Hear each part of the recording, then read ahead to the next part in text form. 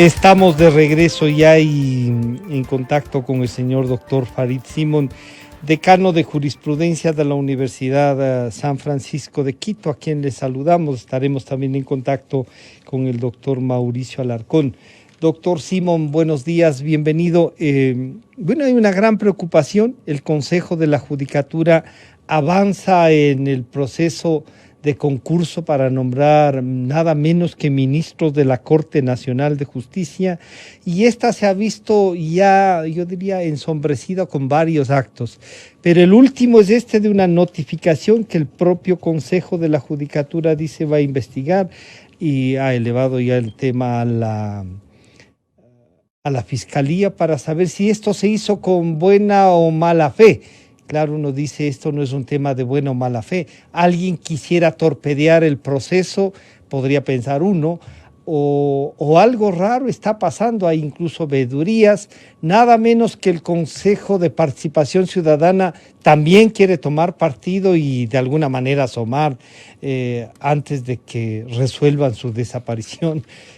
Pero todo esto está como de alguna manera sembrando dudas. ¿Y qué se puede hacer? Bienvenido, doctor Simon. Buenos días. Buenos días, Francisco. Buenos días a todos los amigos que están escuchando, viendo la entrevista.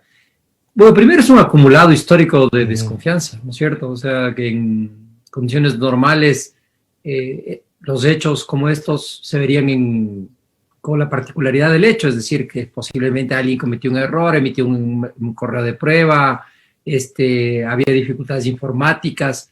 Sin embargo, el acumulado histórico, no solamente desde el concurso, sino el acumulado histórico en el país sobre la forma de designación de jueces, sobre las claras irregularidades que ha habido en todos los concursos, la designación de personas que no tenían los puntajes, siempre de personas cercanas a ciertas instancias de poder, a las modificaciones de los resultados finales, etcétera, que ha sido un acumulado, se refleja también en este concurso, que como saben, ha tenido tres protestas particulares. La primera protesta es la construcción mismo de las reglas, Sí.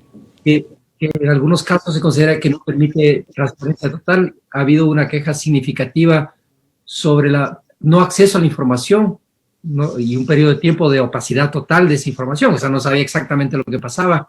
Y finalmente este extraño correo electrónico que ha llegado a los jueces, dándoles las calificaciones, ¿no? Automáticamente dicen que era una prueba del sistema. Claro, pero uno manda una prueba del sistema con una prueba del sistema, ¿no? Claro. Manda con, Pero además manda una prueba pero mandar una prueba del sistema nada menos que en la elección de jueces de la Corte Nacional. Uno dice, oigan, ¿qué pasa? Pues dice lo que dice la comunicación, dice sí. Los puntajes. Entonces, bueno, aceptemos, regresemos al inicio. La primera cosa es que creo que hay que poner en contexto. Todo hay que mirar a la distancia de cómo se dan las cosas en el país y cómo se han dado los concursos.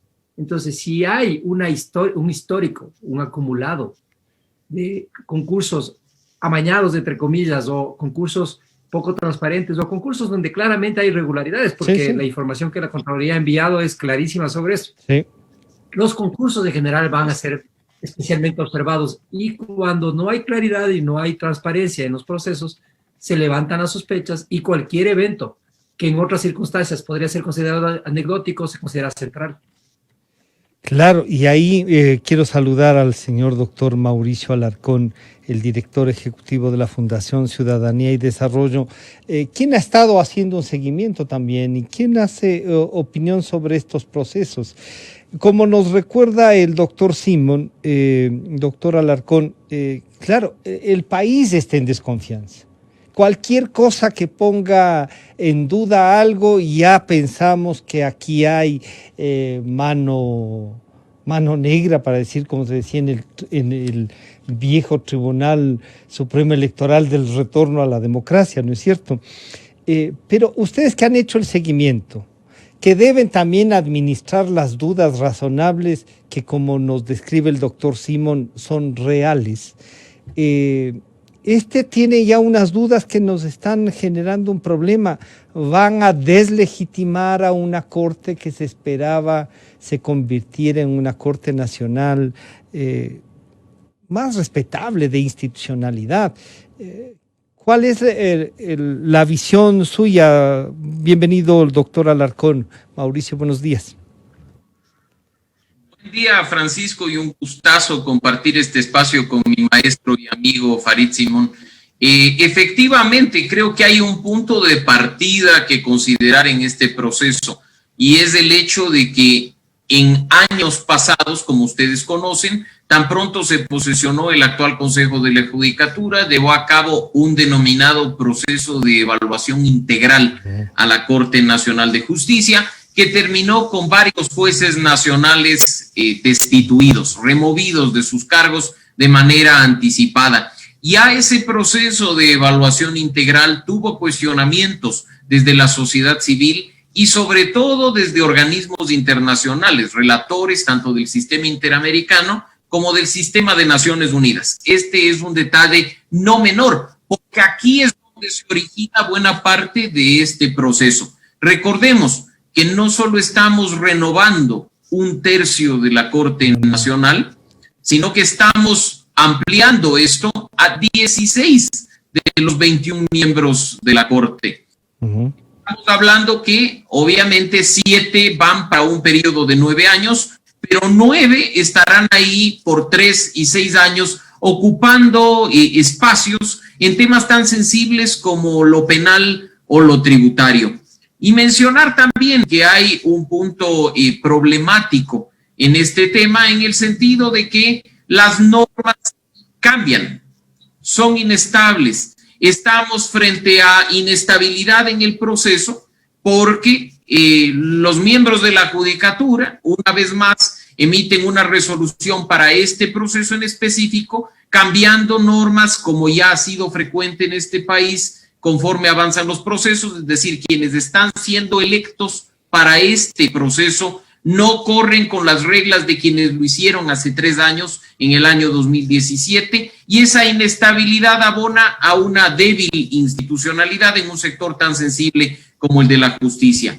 Y cuando hablamos de este proceso en específico, creo que es importante decir que si fuera un elemento aislado lo que ocurrió con los correos electrónicos de puntaje, probablemente no nos preocuparía. Pero a lo largo del proceso se han dado muchas observaciones y cuestionamientos a la transparencia y a la información pública, o que debería ser pública y de libre acceso para todos los ciudadanos. Y para muestra, un botón. Sabemos que ya se ha calificado los méritos de los postulantes. No obstante, hasta este momento, en la página web del concurso, los ciudadanos no tenemos acceso a ellas. No podemos hacer un cotejamiento entre la nota obtenida por los postulantes y las carpetas de cada uno de ellos para saber si es que efectivamente se los ha calificado de manera correcta o no. ¿Qué nos van a presentar? Notas cuando ya esté todo consumado, cuando la ciudadanía no pueda hacer efectivo control social. En lo personal y a nombre de la organización que dirijo, que ha venido haciendo esta veeduría, no solo en este concurso, sino en concursos anteriores, decir que es un proceso opaco, poco transparente y que genera dudas no solo a quienes estamos haciendo veeduría, sino a la ciudadanía e incluso a los postulantes. Prueba de ello es que, al menos de lo que se conoce, la doctora Ivonne ya ha renunciado al concurso. Claro, doctor Simón, Farid, esto que claro que a veces nos trae, como hace un momento, o sea, una risa, hay una risa así, pero de indignación, una cosa como dice, oigan, seguimos en esto, o sea, la institucionalidad del país, la generación de estas dudas, de encima de la pandemia. Este proceso debe continuar, doctor Simón. Se puede enderezar lo que se ha hecho, y claro, ahora nomás me escribían y decían, oigan, pero si el proceso está dirigido nada menos que por la doctora Maldonado, y digo, bueno, ella es la presidenta del Consejo, pues no es cierto, ¿qué podemos hacer? Su pasado está ahí, se ha discutido y todo eso, pero todo eso tiene ese peso y esas dudas. ¿Esto debe continuar, doctor Simón? Primero, buenos días, Mauricio, un gusto verte. Yo ya trato de no estar en muchas entrevistas porque, claro, tengo que concentrarme en dar clases y uno no se concentra en otras cosas pierde de vista la actividad principal que uno tiene. En cambio, tú tienes un rol muy importante que es esto de transmitir a la comunidad, al país, las preocupaciones desde la organización que representas, porque hay un tema central en todo esto que es la posibilidad de vigilancia social. Y sin la vigilancia social independiente, porque aquí yo quiero diferenciar los hitos de vigilancia. Hay mucha información sobre el concurso que genera de personas que tienen claro interés de que el concurso fracase. Hay gente que... O sea, hay que estar claros en eso también. De que el concurso fracase, dándole largas al asunto para juntarse con el proceso político del próximo año y el cambio de fuerzas que uno considera que va a haber, ¿no es cierto? Porque pase lo que pase en las próximas elecciones, va a haber un movimiento de fuerzas en el interior. Entonces hay un grupo de gente que ataca el proceso con claro interés político. Hay un segundo grupo de gente que ataca el proceso por una clara desconfianza abstracta, digamos, ¿no es cierto? En este país se hacen las cosas mal y no parecería que este concurso sea el ejemplo de que se están cambiando las cosas. Y hay un tercer grupo de quejas, que son las quejas que representan lo que Mauricio está haciendo, que son bastante documentadas, es decir, un seguimiento sobre los estándares mínimos que debería tener un concurso. Y aquí viene la primera parte. El estándar mínimo de un concurso es transparencia total. Uno debería hacer estabilidad primero, ¿no es cierto? Las reglas deberían ser estables y uno debería saber exactamente cómo se va a calificar cada ítem, en qué momento, quiénes, en qué condiciones. Y eso tiene que ver con la imposibilidad, con la limitación que la transparencia plantea, o la claridad, la certeza, con la necesidad, el impacto que tiene esto en la forma en que se asignan los puntajes y la posibilidad de uno impugnar. Porque cuando tiene claridad de cómo se asignan los puntajes y las reglas de juego, uno puede impugnar cuando cualquier cosa sale del estándar. La segunda cosa tiene que ver con el acceso a los procesos. En otros países donde realmente se quiere asegurar la estabilidad, todos los procesos de calificaciones, de asignaciones más son públicos. Es decir, uno puede mirar el momento que la gente está asignando calificaciones y puede saber las deliberaciones que se hace, por qué y cómo, ¿no es cierto? Yo quiero contarles una anécdota de lo que a mí Alberto Binder, cuando estábamos trabajando en el reglamento que se usó de base para cambiar la Pichicorte, trabajó con él en un borrador de reglamento para lo que fue la elección de la corte que reemplazó a la famosa Pichicorte. Él me dijo algo que me dejó, claro, él tiene mucha experiencia, ha estado en procesos de reforma judicial en toda América Latina, ha trabajado mucho, me dijo una cosa clara, me dice, no hay regla que no pueda ser manipulada. Porque normalmente la regla se pone en un estándar donde uno puede mover entre 1 y 3 puntos, por ejemplo, y puede considerar en ese margen de subjetividad la diferencia que existe entre un título académico X o una publicación X o un periodo de trabajo. Entonces, el no poder ver cómo se asignan los puntajes, que tiene la segunda parte, permite que los comités, por más que les nombren con apariencia de independencia, manipulen o sin llegar a la manipulación malsana, o sea, la manipulación de mala fe. Que tengan una... Y la tercera cosa tiene que ver con el tema del acceso en tiempo real a la información que se va produciendo, ¿no es cierto? Una cosa es las deliberaciones y después el poder acceder a los resultados. Y creo que en este momento esto ha pasado. Ninguna de las tres cosas ha cumplido. Hay cambios de reglas permanentes, ¿no es cierto? La deliberación sobre la asignación de puntajes y demás no es público y no se pone la información al público. Entonces, las tres cosas que serían necesarias y condiciones esenciales para uno considerar que un proceso va bien, no se están cumpliendo. Ahora, echarse abajo el proceso. Yo creo que Mauricio tiene más información para decir si él cree que en este punto del proceso hay que dar de baja el proceso e iniciar nuevamente de cero, o si hay que continuar haciendo los ajustes. En mi opinión, si no se asegura la transparencia del proceso ya, todo 16 jueces, porque además esto no es un tema menor, son 16 jueces de 21. Estarán en entredicho su nombramiento, lo cual es una cosa complicadísima para un sistema democrático, un Estado democrático, ¿no? Además, para los propios jueces que salgan designados o a los que se les elija. Mauricio, lo que dice Farid es un poco lo que la ciudadanía siente. Ustedes que han estado más cercanos al proceso, en una conversación con la doctora Maldonado le decíamos, oiga, trabaje. Ella mismo dice, hemos convocado a 2 universidades, 9 se han excusado de participar, 2 no han contestado. y una ha dicho que bueno, pero que hará una consultoría, que una universidad de prestigio y todo, pero no es lo mismo que digamos que se pueda aportar desde la academia para esto a que se haga una consultoría.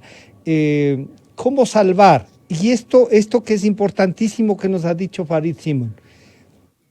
Hay gente que sí quiere poner una bomba, como están acostumbrados permanentemente a este proceso, que no quieren que se dé. Y entonces también a veces podríamos decir, caemos en este grupo que lo que quiere es el relajo y adicionalmente calcular cómo tener ellos la influencia en la Corte, Mauricio. Francisco, quienes llevan adelante estos procesos deben actuar con madurez. ¿Y a qué me refiero con esto? A que cualquier crítica que provenga de quienes estamos haciendo seguimiento al concurso no debe considerarse como un ataque personal. Eso es lo que le ha hecho daño a la institucionalidad ecuatoriana durante todo este tiempo, más aún si está de por medio un proceso tan importante para el país como el que actualmente se lleva a cabo. Por supuesto, habrá quienes tienen interés en dinamitar el concurso para después tener injerencia política en él en función de los tiempos.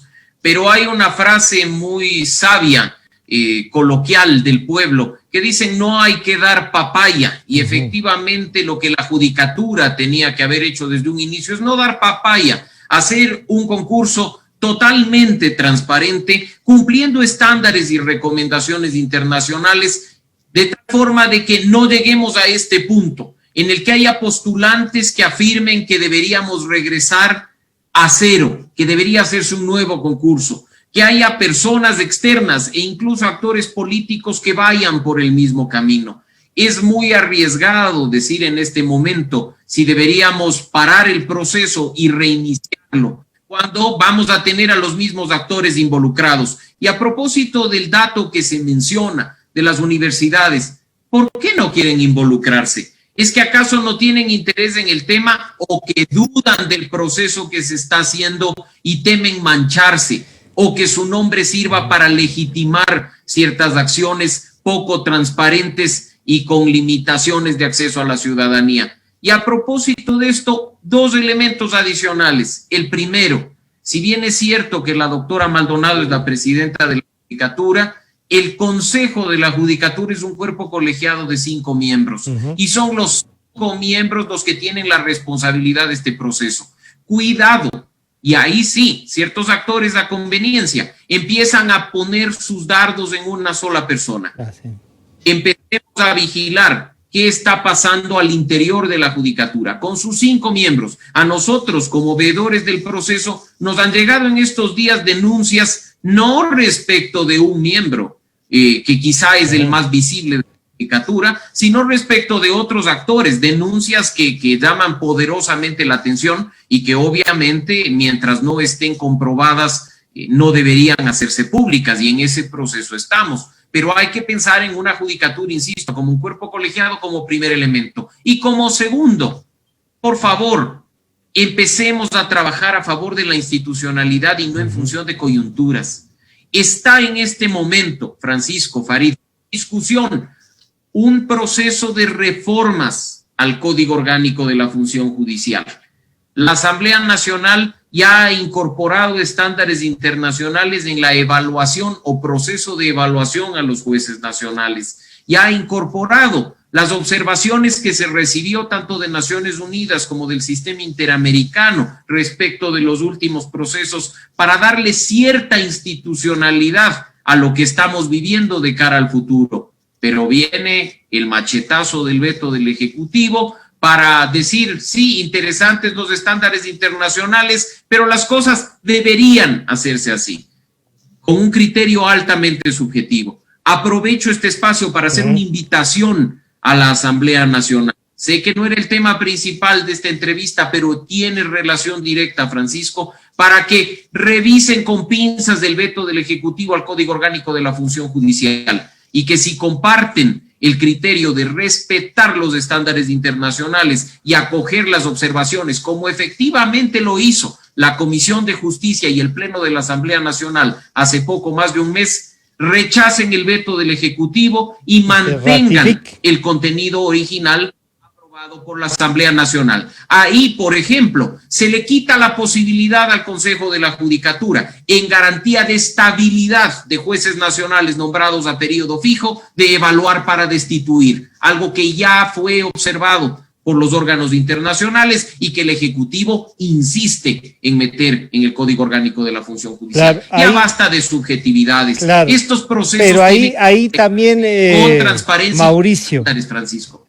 Mauricio y Farid, ahí uno dice, pero alguien tiene que controlar también a los jueces, alguien tiene que evaluarles, ¿no es cierto? La evaluación per se, incluso para destituirlos, yo creería que es importante. Claro, que pase por la subjetividad para ver cuántos jueces necesito y quiero eliminarlos, no, pero pasa por esto, o sea, por tener un concurso, como ustedes han dicho, transparente, y lo que más nos preocupa es no que juristas que podrían estar, que además han demostrado ya en ocasiones que tienen vocación de impartir justicia, no están participando, y eso también preocupa.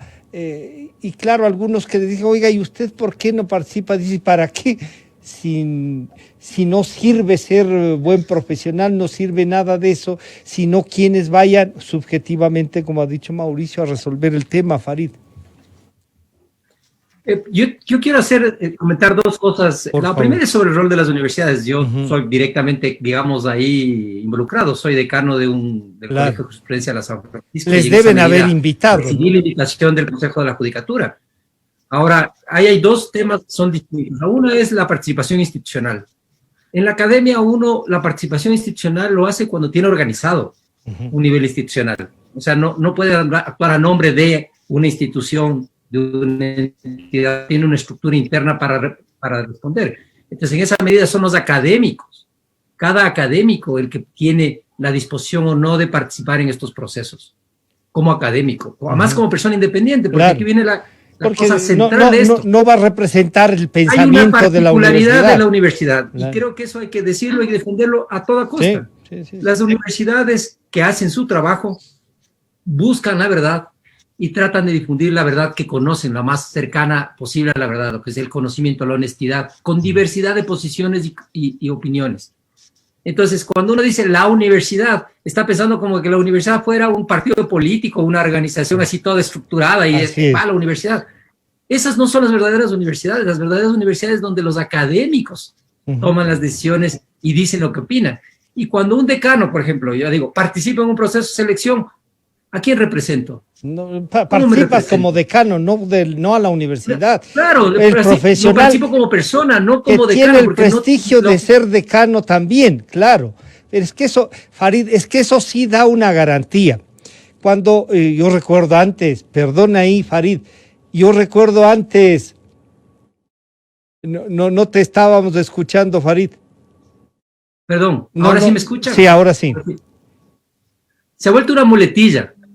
La universidad. Y la universidad garantiza no sé qué. Las universidades no son partidos, no son movimientos organizados, la academia es la academia. Los académicos hacen la universidad. Y para cosas de este tipo son los académicos que aceptan o no aceptan participar. Yo transmití a mis colegas, a todos mis colegas, la invitación del Consejo de la Judicatura. Y les pregunté, ¿quiénes desean, quieren o les interesa participar en el proceso? Ninguno me contestó. ¿Y saben por qué? Porque los que han participado antes han terminado o atacados personalmente, siendo enemigos, les declaran enemistad absoluta cuando hacen su trabajo, cuando no se dejan modificar, y en problemas con las instituciones porque no se dejan, por ejemplo, no hay que entregar las bases de respuestas de los exámenes o los resultados de los exámenes, después no les gusta a las personas porque les parecen muy difíciles. Entonces, la experiencia de algunos de ellos, los que han participado, no son buenas. Además, cuando uno no controla el proceso, que este es el otro tema. Yo quiero decir esto porque tiene que ver mucho con los concursos. Si uno no controla todo el proceso del concurso, si uno no tiene la posibilidad de mirar el proceso completo y incidir en el proceso completo, uno termina siendo una pieza que termina siendo utilizada. Claro, pero los sistemas son tan lo que es opaco. Claro, y los sistemas son tan fuertes como la pieza más débil. Entonces, cuando uno puede tener un gran vedor, un grupo de vedores y un súper buen base de datos de preguntas, bien hechos, ni sé qué, pero uno no controla el resto del proceso y termina avalando un proceso que uno no tiene control sobre todo. Entonces, Claro. hay que recordar esas dos cosas. Primero, las universidades son los académicos. Ujú. Porque No, totalmente, Farid, totalmente de acuerdo con eso, totalmente de acuerdo que las universidades son los académicos y por lo tanto deben representar, y por suerte las universidades así son, sus académicos tienen el suficiente prestigio con su pensamiento, no el de la universidad, con el pensamiento con el que desarrollan con los alumnos, con ese que les enseñan a pensar, pues. Porque si le pedimos que la academia tenga un solo pensamiento, estamos que fregados con J. Pero, Farid, pero también ahí viene una cosa. El académico de prestigio, la universidad de prestigio, que no pueda, con todos los riesgos que en este país cualquier persona que piense es disparado de inmediato, solo por pensar, ¿no es cierto? Paga, hay que bajar, le está sacando la cabeza, ¿cómo así?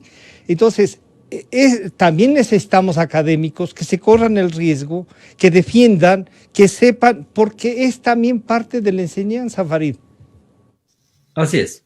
No, yo le digo, algunos de mis colegas han participado en los procesos y yo mismo participé en el pasado en algunos procesos. O sea, el tema es que uno termina aprendiendo a la mala, Sí. que hay unas Pero hay que jugarse, implicaciones cuando no puede verse el conjunto del proceso.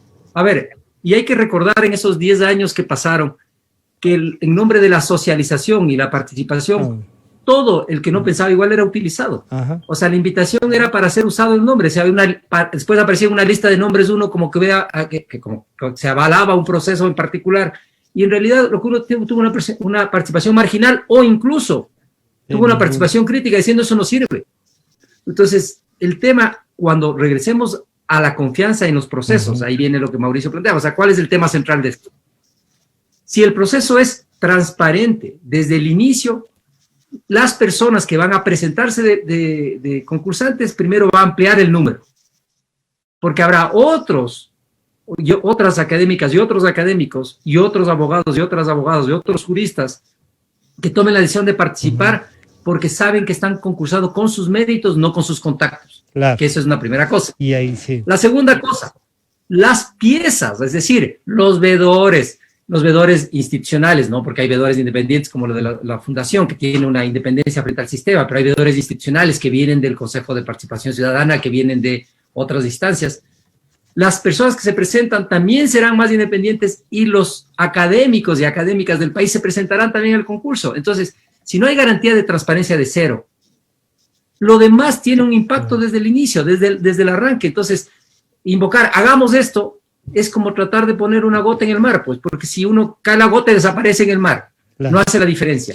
Claro. Yo sí creo que esto es el anuncio importante. Hay unas recomendaciones, ya estándares, y Mauricio puede contar al público, hay estándares ya aprobados para casi todas las cosas, para evaluar, para designar, para escoger, para seleccionar, estándares probados. Lo que pasa es que nos creemos más sabios que nadie. Y transformamos los estándares en nada. No, así no. Esto no es la mejor forma. Oiga, ha ido gente que ha estado trabajando años sobre esto. ¿Por qué no cogemos lo que acaba de pasar con el veto del presidente de la República? Estándares calificados, claros, ya que garantizan la independencia de los jueces que son vetados. Y hay una cosa. No se niega que un juez de la Corte Nacional puede ser echado si incumple una falta. El tema es la manera en que se evalúa para echarlos en los periodos de estabilidad. Claro. Mauricio, entonces ahí, claros, la sociedad civil, las organizaciones que están hechas para hacer el seguimiento, que además optan por hacer ese trabajo, por brindarle a la sociedad, tienen que hacer un seguimiento. Hay que tener cuidado con aquellos que quieren hacer explotar el proceso, que nos siga.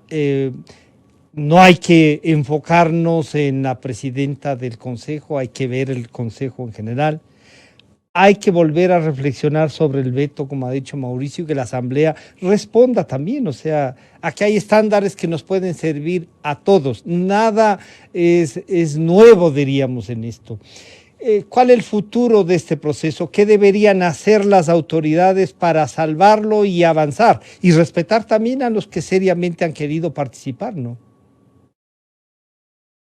Bueno, insisto, Francisco, al igual que ha sucedido en procesos anteriores, y puedo referirme al último, al del año 2017, el trabajo desde la sociedad civil independiente, aunque haya gente que lo dude y por mí ningún problema en que lo haya, por supuesto, es mejorar procesos, corregir errores para que los resultados sean los óptimos. En el año 2017, con la judicatura de Gustavo Yalc, no llegamos a estos niveles de opacidad.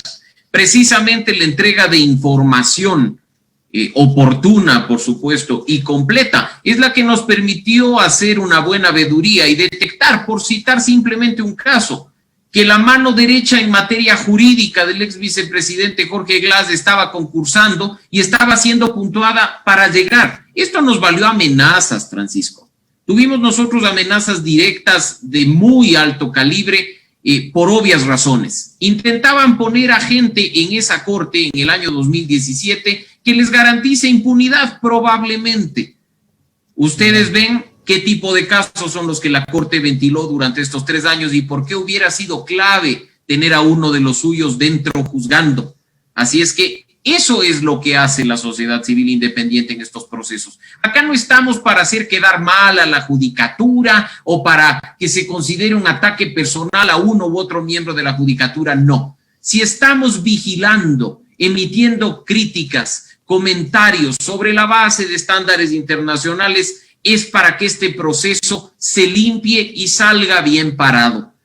Para que en febrero o en marzo, no sabemos con el nuevo cronograma cuándo mismo sea, accedan los nuevos jueces nacionales a la Corte, 16 de 21, una considerable mayoría. Podamos nosotros decir, ahí están los mejores. Y que no tengamos un nuevo espacio en Radio Democracia, Farid y yo, para decirle a Francisco, mira, entre los 16 fracasó. Está el hermano del asambleísta, el primo del ministro, o hay esta gente que fue asesora en el ministerio tal, y que sigamos desconfiando de la justicia. Si queremos una justicia independiente, tenemos que empezar porque en tribunales, en cortes, en las más altas instancias accedan los mejores. Y cuando nos preguntamos por qué personas de tanta valía como Farid Simón no postulan, no es porque están muy cómodos en la academia o porque prefieren escribir papers y publicarlos en revistas académicas. No. Es porque no confían en estos procesos, porque hay un alto grado de duda de que, por ejemplo, se pueda puntuar bien todos los méritos que tienen o que a medio camino se los tuerza por resultarles incómodos. Si no empezamos a generar confianza y legitimidad en este tipo de procesos, si no empezamos a institucionalizarlos ya, de tal forma que no dependan de resoluciones, que no dependan de cambios a medio camino o de puntuaciones subjetivas en función de premiar o castigar a determinados postulantes, vamos a seguir teniendo una justicia mediocre que lo único que busque es actuar de manera política y no apegada a derecho como corresponde. Claro, este es el mayor peligro. Ahora que se habla tanto de la corrupción. Claro, el mayor peligro es ese, ¿no? Que se instalen justo gentes que no representan la institucionalidad, que no nos garanticen eso. Estaba pensando cuando hablaban, Farid, de lo mal que le puede ir a alguien que sí ingresa. El señor Chamber aceptó ser veedor del Gran Hermano y el preso iba a ser él. Y el enjuiciado es él, y el Gran Hermano no me da la gana de enjuiciarle, ya está, es mi hermano. Pero también hay una reflexión de lo que acaba de decir Mauricio Farid. El que sea hermano, papá o tío, cierto que genera dudas, pero no podría ser tampoco una descalificación para optar por un cargo, porque es hermano o no. Hay gente que es muy respetable y que tiene hermanos que no lo son, sí, o que tienen líneas distintas, también, pero eso no podría. Ciertamente que en algunos casos dice ponle al primo, ponle al asesor, que esto va a garantizarse. Farid, si Mauricio dice, oigan, si se da más transparencia, si se logra hacer una veeduría, ojalá algunos académicos quisieran integrarse, porque yo sí creo que hay que integrar a la academia desde las diferentes líneas de pensamiento, tienen que integrarse, tienen que mojarse el poncho como Farid, o sea, sí, la prioridad de ustedes es dar clases, pero también tienen responsabilidad social frente a lo que les dicen en las clases, convencerle a la ciudadanía de que están dando bien las clases.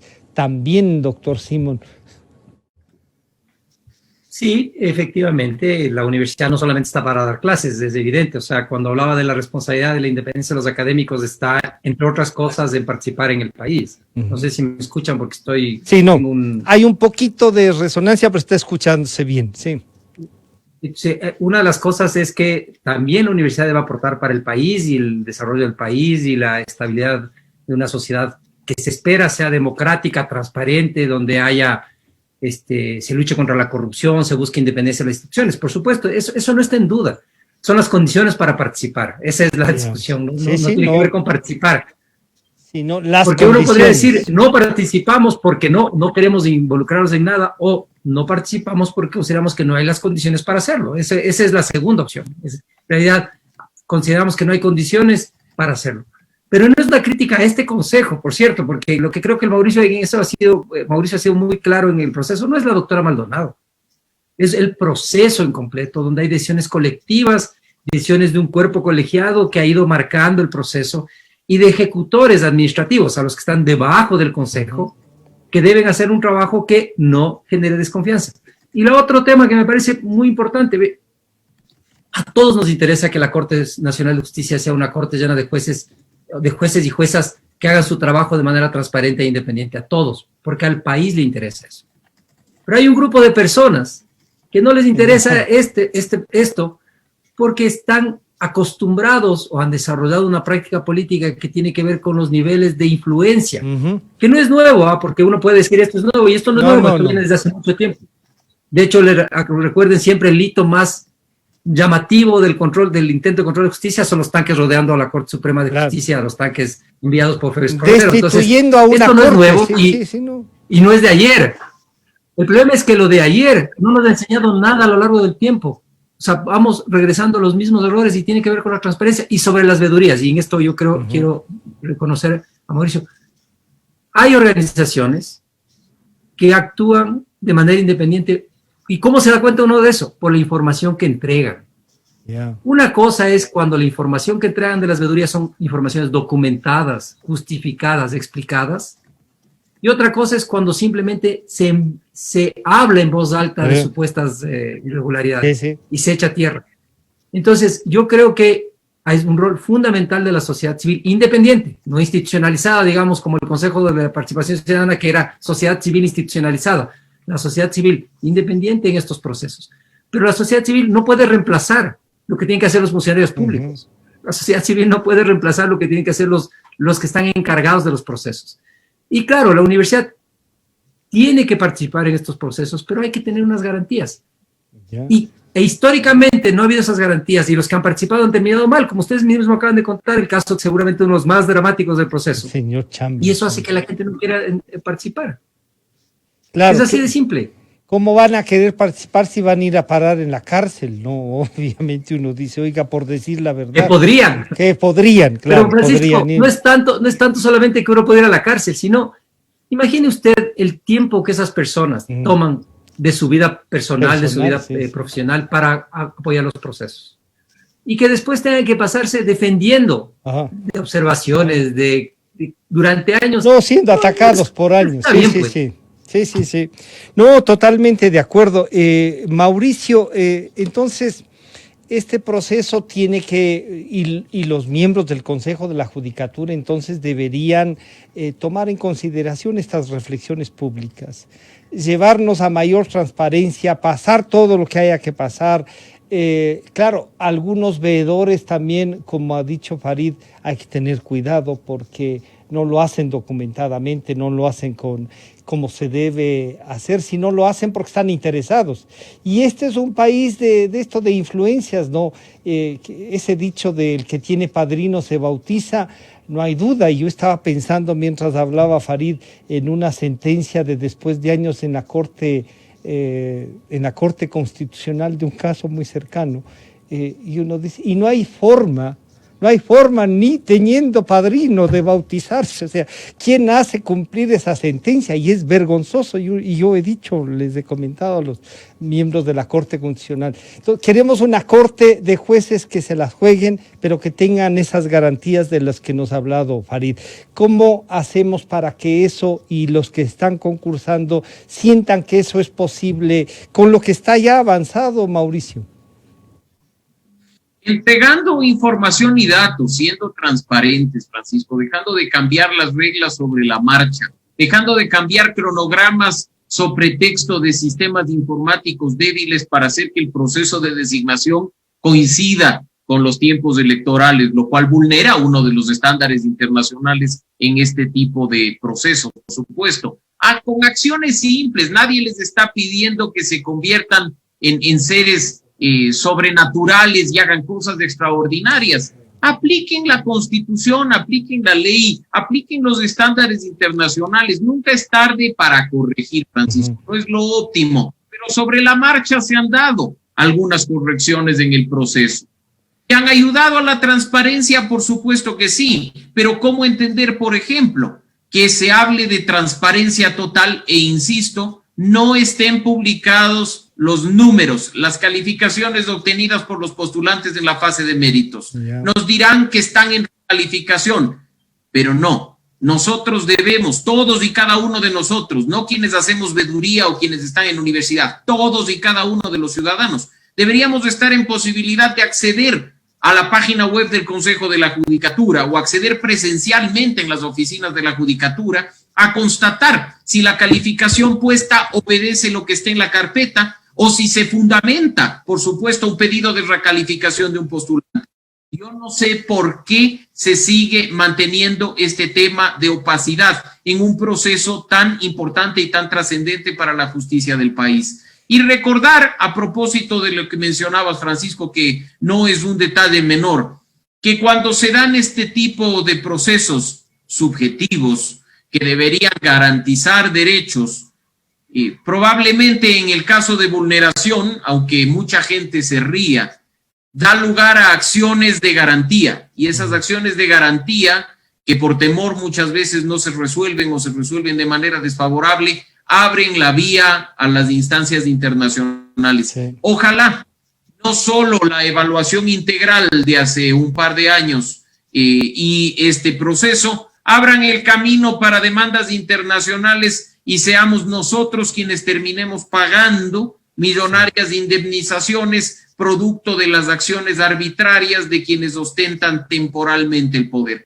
Lo hemos visto ya cuando se cesó una Corte Suprema de en el gobierno de Lucio Gutiérrez, lo hemos visto ya cuando se cerró un tribunal constitucional en el mismo gobierno de Lucio Gutiérrez, y de lo que se conoce, quienes fueron cesados a través del proceso de evaluación integral del Consejo de la Judicatura han presentado ya acciones ante el Sistema Interamericano de Derechos Humanos. Ojalá aquello que aplaude por resultar simpático o coyuntural no termine pasándonos factura, Francisco, porque las indemnizaciones no son menores. Farid no me deja mentir. Las indemnizaciones que fueron cesados en la Corte Suprema de Justicia nos representaron a los ecuatorianos varias decenas de millones de dólares. Claro. Y bueno, y está bien, uno diría, por los jueces que han cobrado y han cobrado bien. En algunos casos alguien me decía, yo a este prefiero pagarla que siga siendo juez, o sea, que nos cueste, pero por Dios, no le dejen ahí, ¿no es cierto? O sea, así estamos, doctor Simón. ¿Cómo reaccionamos?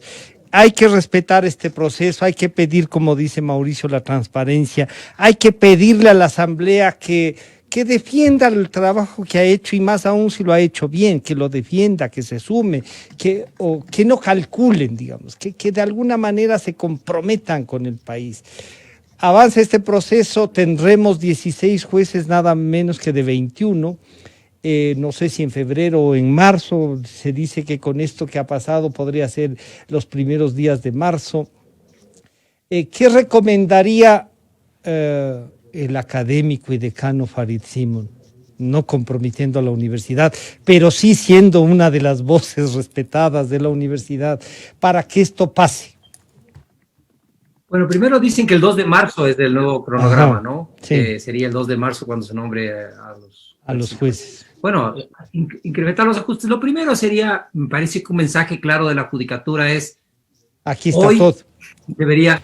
hoy debería aparecer la judicatura y decir, miren, toda la información está disponible en la página web, ahí están los criterios, El que las quiera. carpetas, los puntos, la asignación, la manera en que se calificó cada carpeta y que sea público cada fase del proceso. Ya. Quien acepta participar en un concurso de este tipo acepta inmediatamente que no habrá privacidad, sino publicidad. Es decir, todo lo relevante para el concurso tiene que ser público, todo, absolutamente todo, nombres, apellidos, direcciones, fechas de reunión, formas de calificación, todo. Segunda cosa, no tiene que ver el origen de los candidatos, sino la transparencia del proceso y la certeza con el proceso, porque podría haber sido asesor de alguien, familiar de alguien, pero si tiene las calificaciones, porque el proceso se tiene confianza en el proceso, nadie podrá reprochar que alguien haya hecho un trabajo previo, porque esto sería también una cuestión inaceptable. Estar marcado por haber trabajado con alguien, excepto si el trabajo fue deshonesto. Exacto, sí, es otra cosa. Una acción indebida, la gente no debe estar marcada. El tema es que hay muchos que estaban marcados, que tienen un lavado de cara y los procesos les ayudan en este lavado de cara sin tomar en cuenta las críticas o las tachas previas. La tercera cosa es, yo estoy convencido cada vez más que no todo medio vale para conseguir un fin legítimo, porque los medios terminan dañando el fin y termina uno regresando a cero, es decir, consigue buenas cosas aparentemente, pero mediante medios inaceptables o medios indebidos, y termina acabando todo el proceso y deja abierta la puerta para el siguiente proceso. A ver, país de las transiciones y país de las excepciones. ¿Por qué se sigue manteniendo las transiciones y las excepciones? Porque los procesos excepcionales y de transición suelen estar marcados por las acciones indebidas, violaciones de derechos, también los mismos defectos que se critica de los anteriores. Entonces, si queremos que este proceso termine en un buen puerto y con confianza, lo primero que debería hacer el Consejo de la Judicatura es salir y hoy, decir que se han tomado todas las medidas para asegurar la transparencia. Ya no podemos regresar al pasado, esto es así, simplemente no podemos regresar, pero podemos asegurar que en el futuro la gente tenga confianza en el proceso. Y eso solo se tiene con absoluta transparencia, no hay otra manera. Porque si hay un problema con un puntaje, porque hay una nota que no está bien asignada, porque hay una calificación que no está asignada, y uno puede decir, mire, ahí está mal asignado, y hay mecanismos de ajuste, de edición, los procesos se pueden mejorar y los procesos pueden continuar. El momento del país es muy delicado. Sí. Estamos cerca de un proceso eleccionario que se presenta tremendamente complejo y tremendamente disputado, además desde lo que ya sabemos, desde el escándalo, del fake news, del engaño, del empujar las cosas. Entonces esto, en este momento, si no se hace bien, puede ser peor todavía. Mauricio, para concluir entonces, lo que recomienda Farideh es esta mayor transparencia, que el propio Consejo salga por sus fueros, ¿no? Que sería bueno para ellos mismos. ¿Qué debería ser lo primero entonces? Publicar las notas, ver las carpetas, y aquí una cosa un poco para que se rían también. ¿Hay algún sordo en el que le den 2 puntos por sordo o por ciego? Ay, esas cosas, mi estimado Francisco, que deberíamos estar en posibilidad de ver en las carpetas. Por eso pedíamos las carpetas. Por eso queríamos nosotros ver efectivamente si por ahí nos sale alguien tratando de tener puntuación adicional sobre pretexto de ser minoría o grupo vulnerable. Para eso sirve la transparencia. E inicialmente, solo como dato anecdótico, ni siquiera el cronograma del concurso era público en la plataforma del Consejo de la Judicatura. Ni siquiera los datos de los postulantes fueron públicos hasta que se cerró una etapa de manera definitiva. Las carpetas tampoco, hasta que se empezó a presionar para que se diga públicamente la información y los datos y llevar adelante un ejercicio de control social efectivo, como el que se está haciendo en este momento por parte de una veeduría oficial y algunas veedurías independientes. Ha habido mucho de reacción, pero lo que buscamos nosotros es que en este concurso no se establezca un sistema de premios y castigos. Le doy buenos puntos y le califico bien porque es mi amigo o porque me simpatiza, y a quien no me cae o representa un riesgo para mis intereses, le quito puntos o le doy una calificación que no le permita seguir avanzando en las etapas. Eso se logra con transparencia. Eso se logra con transparencia máxima en todas y cada una de las etapas del proceso. Que no vuelva a ocurrir que se filtren correos electrónicos con puntuaciones, que se le eche la culpa al sistema y que la judicatura corra a la fiscalía a denunciar lo que ha sucedido para que sea la fiscalía la que determine si hubo buena o mala fe en el envío de un concurso. ¿Por qué hacer este tipo de acciones que simplemente abonan a la opacidad de un proceso que debería tener los estándares más altos de transparencia? Y claro, del otro lado se lo toman personal, insisto, y lo que te responden es: la veeduría oficial ya tiene los datos, como si la veeduría oficial fuera pues representante de todos los ecuatorianos. Aquí quienes hacemos veeduría nos representamos a nosotros mismos y tenemos un interés en el sentido de que la justicia sea transparente e independiente. Pero si una persona X en el último rincón del país quiere saber lo que pasa con la Corte Nacional, debería estar en condiciones de hacerlo a través de su computadora, sin ni siquiera necesidad de movilizarse y poner en riesgo su integridad personal a propósito de la pandemia. Si ustedes ingresan en este momento al sistema de la función judicial, y con esto termino, Francisco, vas tú a ver qué limitaciones hay respecto al concurso. ¿Qué información limitada es la que está disponible? Y que, por ejemplo, detalle menor, en la etapa inicial, ni siquiera conocíamos en las carpetas de quienes formaban parte de estos comités especiales que intervenían en el concurso para ver si cumplían o no con los requisitos que están establecidos en la Constitución. Constitución, norma suprema de la República. Sí, así es. Bueno, el aporte que ustedes han hecho esta mañana para buscar la transparencia, para generar opinión, ojalá reacción del Consejo, es importante. Y a propósito de que hemos tratado de la academia, yo espero que más Farid Simons, profesores, decanos, subdecanos, se comprometan y nos regalen tiempo. Sí, es una forma. Es verdad que les distraemos de las clases a veces, es verdad que les fastidiamos, pero también es verdad que tienen responsabilidad si son maestros y están generando profesionales, ¿no es cierto? No voy a preguntar ni la carpeta ni las calificaciones de Mauricio, porque está demostrando que salió bien litigante, ¿no? Para poner un nombre. Mauricio Alarcón, muchas gracias. Farid Simon, muchísimas gracias. Nos estaremos encontrando. Eso de alguna manera nosotros. Gracias. El Farid es el culpable, con nombre y apellido. Farid Simón es el culpable. Por eso, bueno, como dije entonces, al inicio, es un honor compartir este espacio con mi maestro y amigo que es responsable de que yo esté metido en estos temas. Hacerse de responsabilidades también, doctor Simón. Un gusto saludarles. Muchísimas gracias por participar. Han estado con nosotros Farid Simón, decano de jurisprudencia de la Universidad San Francisco de Quito, y Mauricio Alarcón, director ejecutivo de la Fundación Ciudadanía y Desarrollo.